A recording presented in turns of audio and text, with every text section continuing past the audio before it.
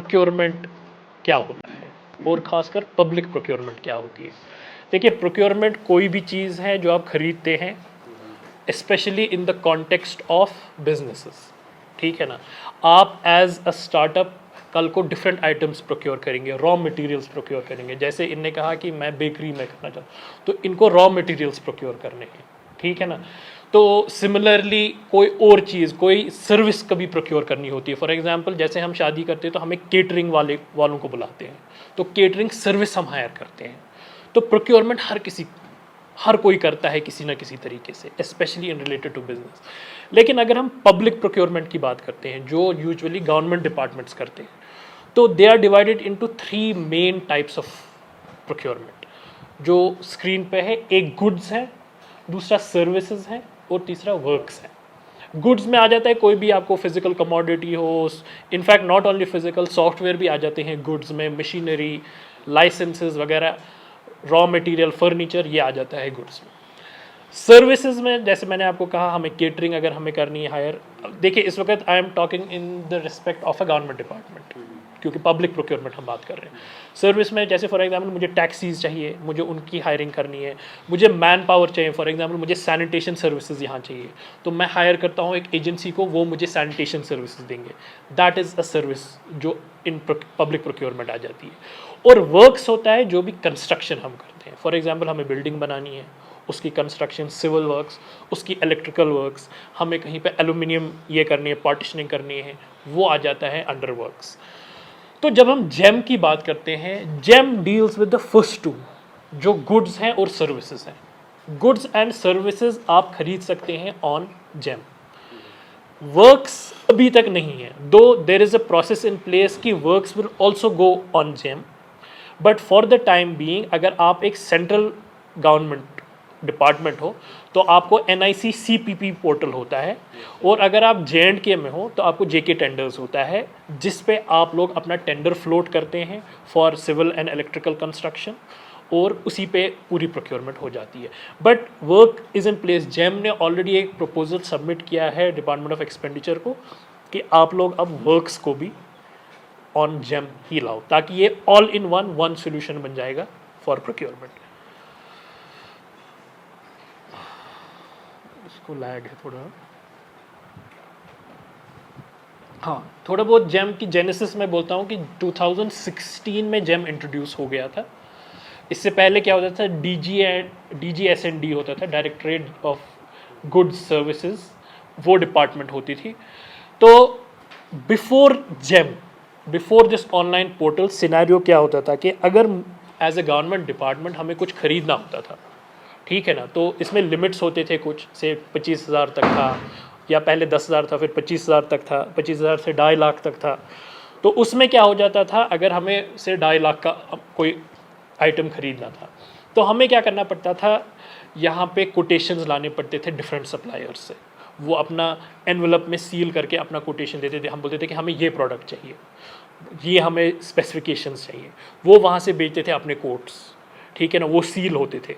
फिर हम खोलते थे, एक साथ देखते थे, हाँ ठीक है स्पेसिफिकेशंस मैच हो रहे हैं, कौन सा लोवेस्ट है जिसको हम L1 कहते थे, और उसको ऑर्डर जाता था, ठीक है ना। So this was a cumbersome process. हमें करना होता था, उनको बुलाना होता था, उनको देनी, फिजिकली भेजनी पड़ती थी, एनवलप्स खोलना पड़ता था, कंपेयर करना पड़ता था, उसमें भी फिर गड़बड़ वाली चीज़ें भी हो पाते थे उसमें। जब से जेम आ गया, ये भी हो गया थ्रू जनरल फाइनेंशियल रूल्स जो 2017 में आ गया, उसमें मैंडेटरी हो गया कि जो भी गवर्नमेंट डिपार्टमेंट है उनको जेम के थ्रू प्रोक्योरमेंट करनी है। तो अब everything is online, there is no concept of कि कोटेशंस हमें आ जाएंगे, हमें ओपन करना है वगैरह, एवरीथिंग हमें ऑनलाइन वही खोलता है, वही वहाँ से बोलता है कि L1 ये है। So you have no margin for नहीं कि आप चेंज करोगे, किसी और को बोलोगे नहीं यार मैं इसको फेवर करूँगा, सिस्टम वहाँ से आपको बोलता है। आपको अगर आप नहीं दोगे L1 को, आप किसी और को देना चाहते हो, then you have to record your justification कि क्यों आपने नहीं दिया, और ऑडिट फिर उस बात पे हो जाता है, ठीक है ना। तो it made it more transparent, जो ये प्रोक्योरमेंट प्रोसेस हमें हो गई। थोड़ा बहुत ये दिखाऊंगा, 2017 में मैंने कहा ये इंट्रोड्यूस हो गया था, तो you can see year on year कितनी ग्रोथ हो गई है इन टर्म्स ऑफ जो ग्रॉस मर्चेंटाइज वैल्यू है, कि टोटल ये जो फिगर्स है ना, ये इन करोर्स है। कितनी on a yearly basis GeM पे सेल यू कैन से, और जो भी एक्सपेंडिचर हो जाता है, दैट इज दिस। और आप देख सकते हैं जैसे सेंट्रल मिनिस्ट्रीज या स्टेट्स वगैरह, इनका शेयर ईयर ऑन ईयर ये लगभग 86% इंक्रीज हो रहा है एवरी ईयर, बिकॉज गवर्नमेंट ने मैंडेट किया है कि you have to buy on GeM. So there is no way out for any department now, they have to buy on GeM. ये है कि बायर ऑर्गेनाइजेशंस कितने हैं जो गवर्नमेंट डिपार्टमेंट से, फ्रॉम 2019 टू 2023। सिमिलरली आप देख सकते हैं सेलर्स कितने हैं, देखिए 2,06,243 से लेकर 40 लाख तक इस वक्त सेलर्स हैं। These are the top procuring central ministries, जिसमें ऑब्वियसली एक्सपेक्ट ही कर लेंगे ministry of power, defence, petroleum, इनका सबसे हाईएस्ट इस पे होता है ऑपरेशन। और इन टर्म्स ऑफ स्टेट्स अगर हम देखेंगे तो टॉप प्रोक्योरिंग स्टेट्स में आप देख सकते हैं, and J&K is at the 5th level. So that means Jammu and Kashmir में भी बहुत ज़्यादा प्रोक्योरमेंट हो जाती है ऑन जेम कंपेयर टू, जैसे Uttar Pradesh is a huge state, तो J&K is not such a big state, but proportionately यहाँ पे भी बहुत ज़्यादा ये हो जाता है। तो जैसे मैंने आपको कहा इसके एडवांटेजेस क्या थे, एक तो हो गया कॉस्ट सेविंग्स हो गई, कॉस्ट सेविंग्स हो गई क्योंकि ट्रांसपेरेंसी आ गई, उससे बहुत क्लियर हो गया कि L1 प्राइस कौन सा होता है, मैनिपुलेशन करना बहुत मुश्किल हो जाता है, ठीक है ना। एक तो वो है, दूसरा है टाइम एफिशिएंसी हो गई। पहले हमें करना पड़ता था या तो कोटेशन लाने पड़ते थे, या तो हमें टेंडर के लिए हमें पब्लिश करना पड़ता था न्यूज़पेपर पे, जब फिर वहाँ से हमें आ जाता रिस्पॉन्स, उसके बाद हम फिर उसको प्रोसीड करते थे। तो मे बी नहीं रिस्पॉन्स आया तो फिर और करना पड़ता था, अच्छा न्यूज़पेपर में प्रिंट करने का अलग खर्चा होता था, वो सब अब ख़त्म हो गया। अच्छा, रीच, इंक्लूसिवनेस, और इसमें जो उन्होंने थोड़े बेनिफिट्स दिए हैं स्टार्टअप्स को या MSMEs को, वो भी मैं आपको थोड़ा डिस्कस करूँगा कि उससे भी क्या फ़ायदा आ गया। और ट्रांसपेरेंसी एंड फेयरनेस, वो तो ऑल इन ऑल जेम पे आ गई है।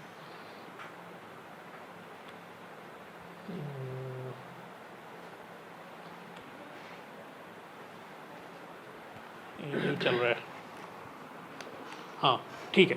तो अब अगर हम जाते हैं जेम पे, जैसे मैंने आपको ऑलरेडी कहा, there are 2 types of profiles on GeM. एक होता है बायर प्रोफाइल और एक होता है सेलर प्रोफाइल। बायर प्रोफाइल में मैंने कहा जो भी गवर्नमेंट बॉडीज हैं, they are all buyers in this, and autonomous bodies. Autonomous body जैसे फॉर एग्जांपल मैंने कहा कि मैं करता हूँ CSIR IIIM में काम, जो आता है council of scientific and industrial research, वो आ जाता है under department of science and technology, that is an autonomous body, but they are also, we are also registered on GeM as a buyer. तो सेलर होता है आपके side से, for example आप एज अ स्टार्टअप हो, you can be a seller on GeM. Any company, proprietorship, LLP, they can be registered as sellers on GEM। अब startups के लिए ये तो एक जनरल एलिजिबिलिटी है कि स्टार्टअप कौन सा कंसिडर किया जाता है, ठीक है ना, जो आपको पता होनी चाहिए कि एक तो आपको DIPP पे आपकी रजिस्ट्रेशन होनी चाहिए, ठीक, then only you are considered as a startup. और उसकी एलिजिबिलिटी क्राइटेरिया ये होती है कि either you are a private limited company और a partnership firm और an LLP, जो आप लोगों को पता होनी चाहिए कि वो क्या है। Turnover should be less than 100 crores in any of the previous financial years, okay, or 10 years from the date of its incorporation, आप within 10 years होने चाहिए। अगर आपका startup more than 10 years से है, then you will not be considered as a startup, ठीक, only 10 years के लिए आप startup consider किए जाते हो, ठीक।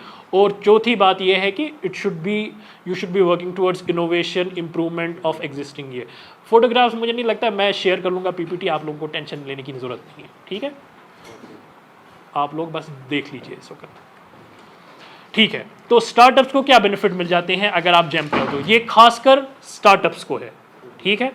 एक तो होता है आपको टर्नओवर एग्जम्पशन मिल जाता है। टर्नओवर एग्जम्पशन मिलता है फॉर एग्जांपल अगर कोई डिपार्टमेंट जेम पे एक बिड करता है फ्लोट, एक टेंडर करता है फ्लोट, तो उसमें वो क्राइटेरिया रखता है कि जो भी पार्टिसिपेट करेगा इस टेंडर में उसका टर्नओवर इतना होना चाहिए प्रीवियस ईयर्स में। फॉर एग्जांपल उसको 10 करोड़ होना चाहिए टर्नओवर, तभी वो पार्टिसिपेट कर सकता है। वो चाहते हैं कि बड़ी कंपनीज आ जाएं इसमें। But if you are registered as a startup, तो they have to give you exemption कि आपको टर्नओवर नहीं दिखाना है, और you don't need to have that much turnover, आपको सीधे एग्जम्पशन मिल जाएगी एज अ स्टार्टअप, ठीक। Second is EMD exemption. EMD होता है अर्नेस्ट मनी डिपॉजिट। वो क्या होता है, जेम ये करता है कि जो लोग बिड्स में पार्टिसिपेट करेंगे ये सीरियस होने चाहिए अबाउट पार्टिसिपेशन, ये ऐसे ही नहीं नाम के लिए कोई भी प्राइस डालेंगे और पार्टिसिपेट करेंगे। तो वो एक अर्नेस्ट मनी डिपॉजिट मांगते हैं which is some amount, some percentage of the total estimated value of the tender. तो यूजुअली होता है 2 to 5% होता है। फॉर एग्जांपल अगर 10 लाख का एस्टिमेटेड कॉस्ट है तो 2% EMD वो रख लेते हैं, और वो सबको जो भी पार्टिसिपेट करते हैं उनको सबमिट करना होता है। फिर जब किसी एक को मिल जाता है वो ऑर्डर, बाकियों का वो रिटर्न हो जाता है, रिफंड हो जाता है। ओके, लेकिन if you are a startup you are exempted from EMD, you don't have to pay any EMD। तीसरी बात है जो जेम ने निकाला है, जेम सहाय है। ये क्या है, एक यूनिक चीज है। इसमें क्या हो जाता है, फॉर एग्जाम्पल आप एज अ स्टार्टअप हो और आपको एक टेंडर आ गया आपको 1 करोड़ का, ठीक है ना, and you participated and you won the tender, ठीक है। अब आपको पता है as a government department you don't get any money beforehand, ठीक है। यू ओनली गेट मनी जब आप इक्विपमेंट या जो भी सर्विस है प्रोवाइड करते हो आफ्टर दैट, ठीक। तो अब आपको मसला है, आप एक स्टार्टअप हो, आपको 1 करोड़ का इक्विपमेंट या कुछ तो देना है, ठीक है ना, तो आप कहाँ से जनरेट करोगे। तो जेम ने ये निकाला है, जेम सहाय। इसमें क्या बोलता है, ये जब आपको ऑर्डर मिल जाता है आप डालते हो इस पोर्टल पे, जेम के इस पे, कि मुझे 1 करोड़ का ऑर्डर मिल गया है, अप टू 80% आपको एज लोन मिल सकता है जेम पे ही, ठीक है ना, मतलब 80 लाख आपको मिल सकता है। और उसमें भी क्या प्रोसीजर है, जेम पे ऑलरेडी बैंक्स ऑनबोर्डेड है, आप यहां से डालते हो give me your best offer, ठीक। अब मिनिमम इंटरेस्ट रेट पे कौन सा होगा, बेहतर कंडीशंस कौन से होंगे मेरे लिए, and then you can choose as a startup, ठीक।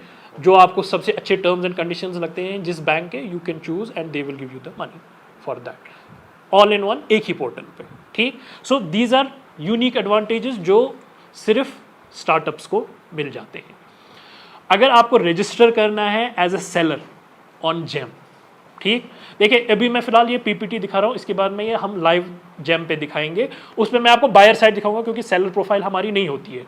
बट ये है, if you are a seller and you want to register on GeM, these are the documents you should have: Aadhaar, personal PAN, email ID, business PAN, bank account वगैरह, ITR of last 3 years, अगर company की age is more than 2 years। क्योंकि इसमें होता है कभी tender में निकालते हैं कि नहीं, एज अ क्लॉज डालते हैं कि आपको सबमिट करनी है ITRs of the last 3 years।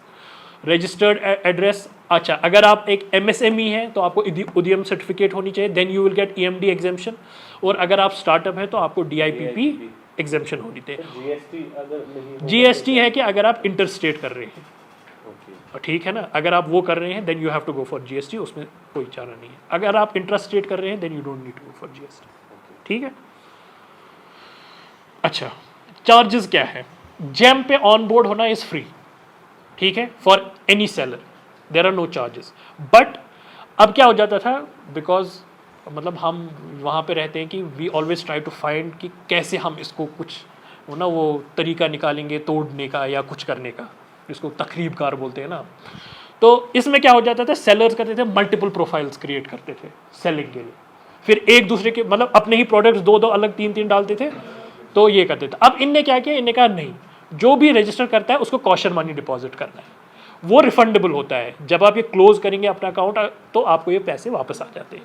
तो इसमें क्या है, और मिनिमल अमाउंट्स रखे हैं, 5,000 रुपीज़ अगर आपका टर्नओवर अप टू 1 करोड़ है, 10,000 अगर बिटवीन 1 to 10 करोड़ है, and 25,000 for more than 10 crore. और इसमें भी एग्जेम्पशन है for women entrepreneurs, for SC ST और MSME, अगर आपके पास रजिस्ट्रेशन है उद्यम की, तो then you are exempted from this caution money, ठीक। अगर कहीं पे भी कुछ क्वेश्चन होगा आप लोग मुझे पूछेगा, ठीक है। आप तो विमेन है, आपके लिए तो नहीं है, मगर इन बेचारों को तो देना पड़ेगा। अगर हमारे पास 20 लाख 25 लाख होगा तो उसमें क्या करें, उसका परसेंटेज निकालना, वो डिपॉजिट करना, क्या मतलब जो परसेंटेज हमें पहले, परसेंटेज किसके लिए करना है डिपॉजिट, कॉशन मनी परसेंटेज हिसाब से नहीं है, फिक्स्ड है। अगर आपको 1 करोड़ टर्नओवर है आपको 5,000 देना है, अगर 1 करोड़, हाँ, अप टू 1 करोड़, कुछ उतना भी हो, लाख हो, 2 लाख हो, 3 लाख हो, आपको 5,000 आपको डिपॉजिट करनी है।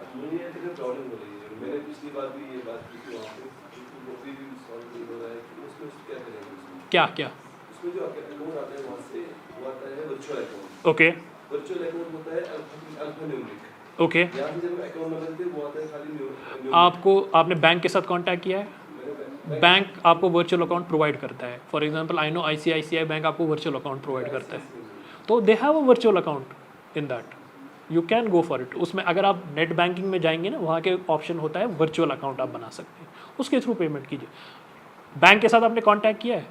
बैंक से नहीं कि मैं जब मेरे से अच्छा, नहीं बैंक के साथ कांटेक्ट कीजिए, वर्चुअल अकाउंट वो देते हैं. जिनसे बात की वो भी दिन से ही वहाँ पे देखी थी. ओके, तो उन्होंने कहा कि उन्होंने वो ट्राई भी की थी, बोला नहीं इसमें कुछ एरर आ रही है सर. बैंक के थ्रू कीजिए, उसमें वर्चुअल अकाउंट वो आपको बना के देंगे, उसमें से आप कर लीजिए. मुझे वहीं पे सर और एक चीज़ मुझे समझ में आई, जी हम लोग तो मतलब उतने ज़्यादा खरीदते नहीं हैं उस पर क्योंकि ये गवर्नमेंट का है। ओके, लेकिन मैं अब अपना प्रोडक्ट बेचूंगा उस पे, Correct. तो मैं तो चाहता हूँ ये सस्ते दाम में बेचे, लेकिन वो वहाँ पे तो हर एक चीज़ महंगा होता है। किस हिसाब से महंगा होता है कि आपको कंपैरेबल प्रोडक्ट उससे महंगा दिखता है? मतलब मेरा एक प्रोजेक्ट था NIT में, ओके. तो उन्होंने मेरे लिए सामान वहाँ से खरीदा, ओके. जितना उनने अच्छा, 1 लाख अच्छा, का अच्छा. सामान खरीदा, अच्छा. मैं तो उससे दुगना ला ओके. सकता था मार्केट से। Okay, okay. तो वो क्या ठीक है, आई अंडरस्टैंड. ये इसकी लिमिटेशन है कि जो उस पे प्राइसेस हैं उसके बगैर आप नहीं जा सकते, and that is true, that is valid. क्योंकि जो भी इस पे सेलर्स हैं, ठीक है ना, वो क्या है, उनको पता है हम गवर्नमेंट डिपार्टमेंट के साथ डील कर रहे हैं. तो गवर्नमेंट डिपार्टमेंट यूजुअली सोचता नहीं है इन टर्म्स ऑफ के नेगोशिएट करने लगता है. वो बोलता है हमारे पास ये बजट है, ठीक है, अगर इतने का आ गया हमें, हम खरीद लेंगे. बट मैं आपको दिखाऊंगा कैसे आप इसमें नेगोशिएशन भी कर सकते हो, ठीक है, जो आपको बेहतर रेट लगेगी उस पर आप कर सकते हो. There is an option. लेकिन गवर्नमेंट डिपार्टमेंट क्यों नहीं प्रेफर करते हैं? Because it is easier not to negotiate. ठीक है, पैसा हमारा अपना नहीं होता है, so it is easier not to negotiate. But there is an option कि आप कैसे नेगोशिएट कर सकते हो इसमें. ठीक है, और कोई क्वेश्चन? ओके. इसके बाद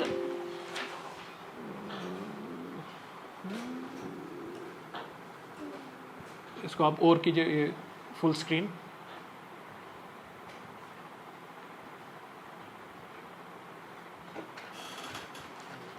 बस ठीक है, थैंक यू. हाँ ठीक है. तो जब आप ऑन बोर्ड हो जाते हो एज अ सेलर, ठीक है, there are 2 types of sellers on GeM. एक होता है OEM. OEM पता है क्या होता है किसी को? Original equipment manufacturer. For example आप कोई चीज़ बनाते हो जिसका सिर्फ आप बना रहे हो, ठीक, तो you are an OEM of the product. ठीक है ना, तो आप OEM बन जाते हो. और इसमें दूसरा सिनेरियो है कि आपने अपनी मैन्युफैक्चरिंग किसी थर्ड पार्टी को आउटसोर्स की है, स्टिल आप OEM बन सकते हैं फॉर दैट ऑल्सो. ठीक है. दूसरा है एज अ रीसेलर. रीसेलर होता है कि मार्केट में फॉर एग्जांपल HP लैपटॉप है, HP का ऑलरेडी अपना एक OEM है, लेकिन आप एज अ रीसेलर भी इसमें आ सकते हैं. ठीक है ना, आपके पास OEM ये नहीं होती है सर्टिफिकेट. तो अगर आपको एज OEM रजिस्टर होना है जेम में, तो उसके लिए एक प्रोसेस होता है, एक थर्ड पार्टी वेरिफिकेशन हो जाती है आपकी, जिसमें पहले आपकी डेस्कटॉप वेरिफिकेशन होती है, जिसमें वो मांगते हैं कि अच्छा आपकी मैन्युफैक्चरिंग कैपेसिटी क्या है, रॉ मटेरियल कहाँ से लाते हो, आपकी मशीनरी क्या है, एवरीथिंग. एक तो पहले उससे वो एसेस करते हैं. दूसरी बात है वो फिर वीडियो आपको बोलते हैं आप खींचना, जिसमें आप पूरा लोकेशन, अच्छा जो आपने रजिस्टर्ड एड्रेस दिया होगा उसी जियो टैग्ड होता है, वही लोकेशन होनी चाहिए आपको. फिर देखते हैं पूरे आपकी मैन्युफैक्चरिंग कैसी है, उसके बेसिस पे वो आपको OEM टैग देते हैं. और ये पेड होती है, ये वाला पार्ट इसमें डिपेंड करता है. पहले 13,000 कुछ का होता था, अब उन्होंने चेंज किया है बेस्ड ऑन कि आपकी क्या कैपेसिटी है, आपका कितना टर्नओवर है, उसी हिसाब से आ जाता है. But it has been reduce now.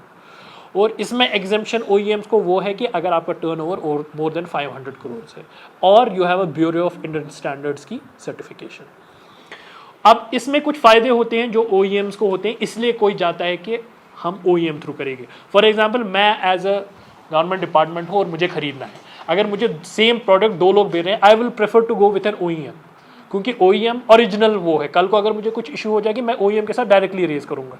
Reseller के थ्रू वो भी मुझे OEM को ही बोलेगा कि नहीं आप करो. सो आई वुड प्रेफर, इसलिए ये टैग बेहतर होना है कि आप OEM हो ऑन जेम. दूसरा इसमें है कि जेम ने कुछ क्वाड्रेंट्स बनाए हैं. क्वाड्रेंट्स बोले जैसे काइंड ऑफ मतलब मेन कैटेगरीज, ठीक है ना, और उसके अगेंस्ट में उन्होंने बोला है कि किस कैटेगरी में OEM हो सकता है, किस में रीसेलर हो सकता है, ठीक है ना, और कैसे प्रोडक्ट्स आप रख सकते हो। फॉर एग्जाम्पल क्वाड्रेंट 1 है, it is only reserve for OEMs, no reseller can participate, they cannot have their product in this quadrant. For example vehicles होते हैं, अगर आप जेम पे सर्च करेंगे कोई भी व्हीकल, क्योंकि व्हीकल्स भी अब खरीदने होते हैं through GeM, you will not find any reseller, सब OEMs होते हैं, वो क्वाड्रेंट 1 में आते हैं।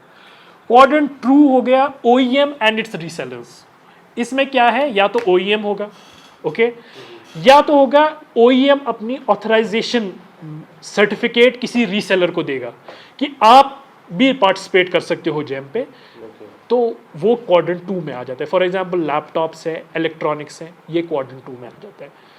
क्वाड्रेंट 3 है OEM और रीसेलर, लेकिन only reseller if OEM is not on GeM, ठीक है ना। फॉर एग्जांपल OEM आउटसाइड है, उनका ऑथराइज्ड यहाँ पे पार्टनर है, वो उनको बेचता है मैन्युफैक्चरिंग ऑथराइजेशन सर्टिफिकेट, और एज अ रीसेलर वो पार्टिसिपेट करता है on GeM on behalf of the OEM। और इसमें अनब्रांडेड आइटम्स भी हो सकते हैं, बाकी ऊपर वाले 2 में सिर्फ ब्रांडेड आइटम्स होते हैं। Q4 जो क्वाड्रेंट 4 है, जो सबसे कॉमन होता है, जिसमें OEM भी हो सकता है और रीसेलर भी हो सकता है। फिर क्वाड्रेंट 5, क्वाड्रेंट 6 यूजुअली नहीं डिस्कस किया जाता है। इसमें यूजुअली क्वाड्रेंट 5 में सेल्फ हेल्प ग्रुप्स के प्रोडक्ट्स होते हैं, और क्वाड्रेंट 6 में ODOP पता है, 1 डिस्ट्रिक्ट 1 प्रोडक्ट, उनके आइटम शोकेस हो जाते हैं, लेकिन वो बैक एंड पे ही हो जाते हैं आपको प्रोडक्ट के साथ, यूजुअली उसमें प्रोक्योरमेंट नहीं हो जाती है क्वाड्रेंट 5 और क्वाड्रेंट 6 में, Q1 to Q4 में ही प्रोक्योरमेंट हो जाती है, ठीक है। जब आप एज प्रोडक्ट ऑनबोर्ड करते हैं ना, जब आप कैटेगरी चूज करते हैं, जेम ऑटोमेटिकली कैटेगराइज करता है आपको किस क्वाड्रेंट में आपको आना है, उसके लिए आपको क्या क्या चाहिए। फॉर एग्जांपल अगर आप व्हीकल डालना चाहते हैं, जब तक आप OEM नहीं होंगे, जेम आपको अलाउ ही नहीं करेगा उस पर पब्लिश करना, ठीक है, ओके। और हाँ, अभी तक मैंने आपको कहा कि जेम पे सेलर बनना इट्स फ्री, या तो कॉशन मनी देना है which is refundable, but there are transaction charges because you are using a government portal for getting orders. तो जेम बोलती है, और GeM itself is a Section 8 company, अगर if you know like seed is a Section 8 company, तो इनको भी अपना revenue generation खुद करना पड़ता है। तो व्हाट दे चार्ज इज, अगर आपको किसी फाइनेंशियल ईयर में 20 लाख ऑर्डर मतलब वर्थ से ज़्यादा एक्सीड हो गया, देन यू हैव टू पे charges of 1 time charge of 10,000 rupees plus GST, ठीक है ना। अच्छा, ये ऐसे होता है, फॉर एग्जांपल किसी को 20 लाख हो गए, उसके बाद उसको और 20 लाख हो गए, जब और 20 लाख हो गए तब और 10,000 प्लस GST देंगे एवरी 20 लाख के बैच में। और दूसरा क्या हो जाता है, अगर आपने 20 लाख किए ऑर्डर, उसके बाद आपको कोई भी ऑर्डर आ जाता है 5 लाख और मोर, तो उसमें 0.5% ऑफ द ऑर्डर वैल्यू आपको एज ट्रांजैक्शन चार्जेस देने पड़ते हैं, ओके। तो 2 चार्जेस जो जेम पे होते हैं, ये समझ आ गया सबको क्या चार्जेस होते हैं, ओके। अच्छा, अब मैं सेलर साइड मैंने आपको समझाया अब कि कैसे आप ऑनबोर्डिंग हो सकते हैं, कैसे आप प्रोडक्ट ये कर सकते हैं। इसमें थोड़ा बहुत और भी मैं आपको कहूँगा। लेट्स से कि फॉर एग्जांपल अब आपने सेलर रजिस्ट्रेशन की, उसके बाद अब आप प्रोडक्ट अपलोड करना चाहते हैं, तो देर आर 2 वेज आप कर सकते हैं। एक तो है कि आपके पास प्रोडक्ट है जो ऑलरेडी वहाँ पे जेम पे है, you have a similar product, तो आप उसको क्लोन कर सकते हैं। क्या कर सकते हैं, फॉर एग्जाम्पल उसमें फोटोग्राफ्स हैं, ठीक है, मेरा यही प्रोडक्ट है, मे बी ब्रांड डिफरेंट है या कुछ डिफरेंट है, स्पेसिफिकेशंस भी यही है, तो मैं एज अ सेलर प्रोफाइल में जब जाता हूँ उस प्रोडक्ट को सिलेक्ट करता हूँ कि ये क्लोन करो मेरे प्रोफाइल में, यही सेम स्पेसिफिकेशंस डाल के मे बी मैं फोटोग्राफ चेंज कर लूँगा and I can publish it on GeM as my product, ठीक है। So it becomes very easy कोई प्रोडक्ट पब्लिश करना। बट अगर कोई ऐसा प्रोडक्ट नहीं है एंड आपको नया प्रोडक्ट चलाना है, तो आपको उसके अलग फोटोग्राफ्स अपने खींचने हैं, आपको उसके अलग स्पेसिफिकेशंस जो उस कैटेगरी के हैं वो इंडिविजुअली डालने हैं और तब पब्लिश करना है जेम। हो गया सेलर साइड। अब मैं एज अ बायर आपको बोल रहा हूँ कि जब हम जेम पे जाते हैं हमारे लिए क्या मेथड्स होते हैं कि हम कैसे प्रोक्योर कर सकते हैं, और हमारे लिए क्या कंसिडरेशंस होते हैं खरीदने के लिए। देखिए, थोड़ा बहुत मैं आपको समझाऊंगा कि प्रोक्योरमेंट कैसे हो जाती है गवर्नमेंट डिपार्टमेंट में। फॉर एग्जांपल अगर यहाँ पे सीड है, टेक इट कि ए गवर्नमेंट डिपार्टमेंट, तो यूजुअली क्या हो जाता है, या तो मैं एक रिक्विजिशन बनाता हूँ, मुझे ये आइटम्स चाहिए, ठीक है, और फिर मैं भेजता हूँ अप्रूवल के लिए कि मुझे इतना अमाउंट आप लोग सैंक्शन कीजिए प्लीज़, मुझे ये खरीदना है। और वहाँ पे आपको जस्टिफाई करना होता है कि क्यों आपको चाहिए। कोई आइटम नहीं होना चाहिए आपके पास ऑलरेडी है, आप और मांग रहे हो उसी आइटम को, आपके पास 2 लैपटॉप पड़े हुए हैं, आप तीसरा मांग रहे हो, अनलेस यूटिलाइजेशन हो रही है। तो या जस्टिफाई करने के बाद आपको आ जाता है, या तो क्या आ जाता है, जब प्रोजेक्ट्स आ जाते हैं गवर्नमेंट को, वो वहाँ से ही आपको बजट दे देते हैं। जैसे फॉर एग्जांपल 1 करोड़ आपको मिल रहा है फॉर प्रोक्योरमेंट, ठीक है ना। अब आप उसमें क्या खरीदना है, अब आप बोलो कैसे कितना खरीदना है, कौन सा आइटम आपको चाहिए, बट बजट आपको पहले दिया है, ठीक। 2 वेज, या तो आप पहले रिक्विजिशन मांगते हो कि हमें बजट दे दो, या तो आपको बजट दिया जाता है और बोलते हैं कि आप अब खरीद लो। इसमें फिर क्या हो जाता है, जब रिक्विजिशन ये बन जाती है, ठीक है ना, कि हमें ये खरीदना है, उसके बाद फिर क्या हो जाता है, अब ऑर्डर वैल्यू के हिसाब से डिफरेंट मोड्स आ जाते हैं हमें प्रोक्योरमेंट के।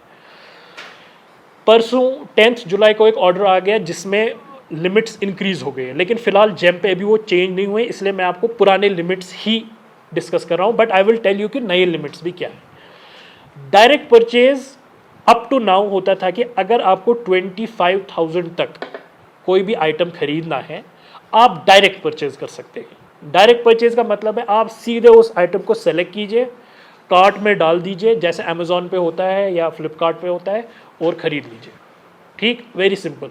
परसों जो ऑर्डर आ गया, that limit has been increase to 50,000।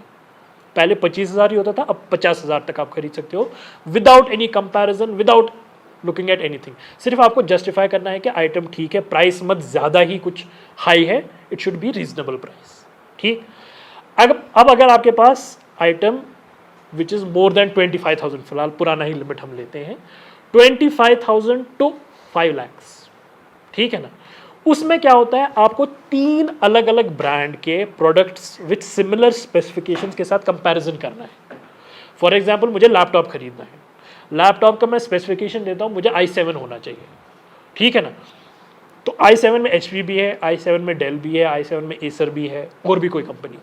तो I have to compare with 3 products, ठीक, डिफरेंट ब्रांड्स के, लेकिन तब भी सिस्टम सेलेक्ट करके रखेगा उसके पैरामीटर्स के हिसाब से कि लोवेस्ट ये वाला प्रोडक्ट है, वो मे बी HP हो, एसर हो, डेल हो या ना हो, कोई चौथा ब्रांड हो, लेकिन सिस्टम वहाँ से ही आपको देता है वो चूज़ करके, तो फिर आप उसको ऑर्डर प्लेस कर सकते हो, ठीक है।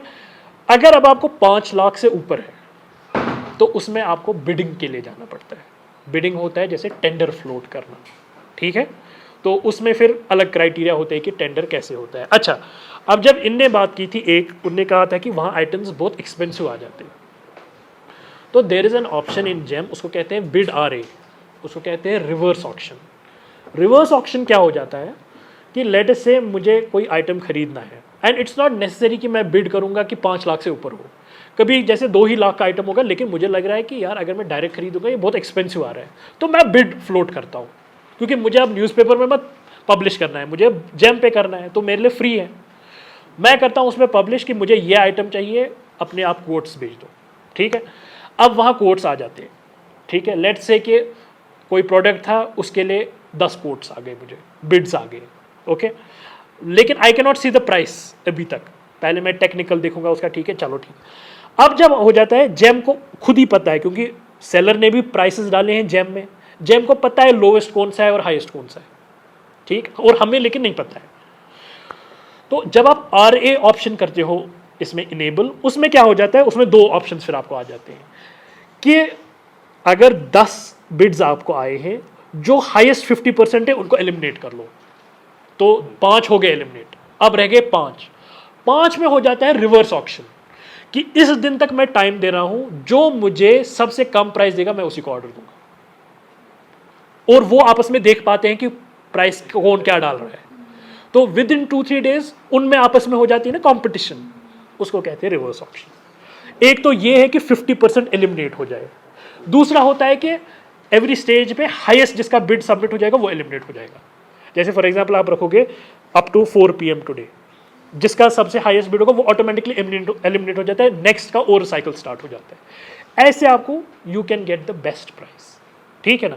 बट उसके अलावा ये भी है कि may be you will not get the best price, so you always have that कि या तो आपको खरीदना ही नहीं है, या तो आपको मतलब you have to go for it, there are only 2 ways about it, क्योंकि जेम के थ्रू खरीदना ही खरीदना है। हाँ, देयर इज एन ऑप्शन कि अगर जेम पे अवेलेबल नहीं है तो फिर आप क्या कर लो, ठीक है, that is a separate option, ठीक है। और फिफ्थ जो इसमें ये है वो है पैक। पैक कहते हैं प्रोप्राइटरी आर्टिकल सर्टिफिकेट। देखिए अभी तक जो भी मैंने आइटम्स आपके साथ बात की, मैंने कहा कि उसमें डिफरेंट ब्रांड्स होते हैं, ये आपको कंपेयर करना है वगैरह, बट लेट अस से कुछ आइटम होता है जो जिसका एक ही मैन्युफैक्चरर है, वो एक यूनिक आइटम है जो सिर्फ कोई एक ही कंपनी बनाती है, ठीक है ना। बहुत आ जाते हैं इक्विपमेंट वैसे होते हैं जो एक ही कंपनी बनाती है और मुझे वो खरीदना है, ठीक है ना। एक तो वो सिचुएशन है। दूसरा है लेट अस से फॉर एग्जांपल मेरे पास से लॉजिटेक का कीबोर्ड है, माउस मुझे कंपैटिबल होना चाहिए लॉजिटेक के साथ। लेट अस से कि इनको ऐसे है कि मुझे माउस सिर्फ लॉजिटेक का ही होना चाहिए तभी ये कंपैटिबल हो जाएगा, तो देन अगेन मुझे सिर्फ लॉजिटेक का ही चाहिए। तो उस केस में हम प्रोप्राइटरी आर्टिकल सर्टिफिकेट बनाते हैं, उसमें हम जस्टिफाई करते हैं कि हमें यही ब्रांड चाहिए, कोई और नहीं है जो बनाता है। देन व्हाट हैपेंस इज, जब हम बिड फ्लोट करते हैं हम उसमें मेंशन करते हैं हमें सिर्फ यही प्रोडक्ट चाहिए और हमें सिर्फ इस कंपैटिबिलिटी के साथ प्रोडक्ट चाहिए, तो उसको कहते हैं प्रोप्राइटरी आर्टिकल सर्टिफिकेट, ठीक है। जैसे मैंने आपको कहा जो लिमिट्स मैंने आपको इसमें कहे डिफरेंट, 25,000, 5 लाख, ये अब इसमें जो परसों 10 जुलाई को ऑर्डर आ गया है उसमें 25,000 से अभी 50,000 हो गया है डायरेक्ट परचेज पे। जो L1 है वो 25 to 5 लाख से अब हो गया है चेंज 50,000 to 10 लाख, ठीक। और बिड आ रहे हैं मोर देन 10 लाख हो गया है।